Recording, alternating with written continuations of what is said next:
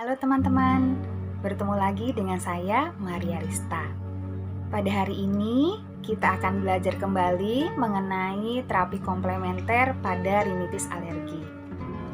Teman-teman, apakah sudah mengetahui terapi komplementer itu apa? Terapi komplementer itu merupakan terapi tambahan di luar dari terapi utama dan berfungsi untuk meningkatkan kualitas hidup dan memperbaiki sistem imun. Jadi, terapi komplementer di luar dari terapi obat-obatan, ya. Nah, yang kita bahas di sini yaitu terapi komplementer pada pasien rinitis alergi. Rinitis alergi itu apa? Rinitis alergi didefinisikan sebagai kumpulan gejala, bisa bersin-bersin, pruritus nasal, obstruksi aliran nafas, dan adanya sekret bening pada hidung. Kalau pruritus nasal itu apa sih? Pruritus nasal itu dia suka gatal-gatal hidungnya. Kemudian ada lagi matanya suka berair. Ya, itu salah satu gejala dari rinitis alergi. Nah, kalau disebut penyakit, ini bukan penyakit, tapi ini sekumpulan dari gejala. Kemudian, walaupun tidak berdampak langsung terhadap kematian, namun penyakit ini mengganggu. Nah, rinitis alergi yang tidak terkontrol ini mempengaruhi kualitas hidup si penderitanya, mengganggu dalam kegiatan sekolah ataupun bekerja. Rinitis alergi berdampak pada kualitas hidup pasien tersebut, dari tidur, misalnya dia latihan, bekerja, misalnya dia membuat barang gitu ya, tapi ternyata dia gatel-gatel aja hidungnya, cuma mau mainin hidung, jadi kan produktivitasnya berkurang. Terus fungsi sosial penderitanya juga akan berpengaruh, apa suka diledekin karena suka megangin hidung, atau karena kok matanya berair terus suka diledekin begitu ya. Jadi teman-teman tidak boleh ya. Nah, terapi komplementer apa sih yang bisa kita lakukan untuk rinitis alergi ini? Teman-teman, ada yang tahu tentang madu? Madu itu ada berbagai macam. Ada madu, ada juga kita sebut royal jelly, dan ada juga kita sebut propolis.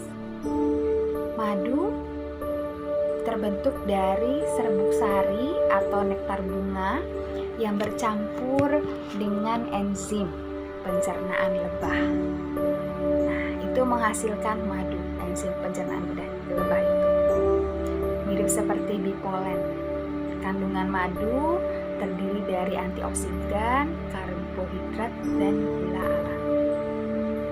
Pemberian madu bersama dengan antihistamin seperti loratadin, cetirizine terbukti dapat meringankan gatal pada hidung, ya, menghentikan juga bersin-bersin termasuk kongesti pada hidung. Flavonoid yang terkandung dalam madu memiliki efek anti alergi dan antiinflamasi. Mekanisme kerja yang terjadi yaitu meningkatkan sistem kekebalan tubuh, menurunkan percepatan pelepasan histamin, dan juga menurunkan sitokin proinflamasi yang menjadi keseimbangan TH1 dan TH2. Selain madu, ada lagi yang bisa kita sebut dengan royal jelly dan propolis. Hampir mirip dengan madu, cuman asalnya berbeda. Royal jelly merupakan sekresi susu yang dihasilkan oleh lebah madu pekerja. Cairannya berwarna putih kental dan sebenarnya menjadi makanan utama dari ratu lebah. Sebanyak 70%-nya komposisinya adalah air. Dan propolis terbentuk dari beeswax atau lilin lebah, kotoran lebah, dan getah pohon. Propolis biasanya berfungsi sebagai lem atau pelapis ketika lebah membuat sarang. Nah, terapi komplementer yang berikutnya yaitu probiotik. Di pasaran sering kita bilangnya Yakult, ya, isinya probiotik.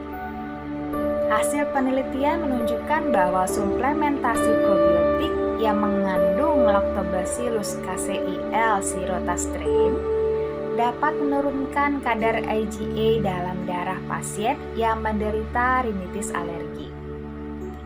Probiotik diketahui memiliki molekul spesifik pada dinding sel yang dapat mengaktifkan sistem imun pada penjamu atau sistem imun pada pasien. Jadi, kalau misalnya teman-teman batuk, gatal hidungnya, saya merasa ada rinitis alergi nih, kira-kira boleh nggak minum Yakult? Boleh ya, karena itu salah satu terapi komplementernya. Terapi komplementer yang selanjutnya adalah jahe.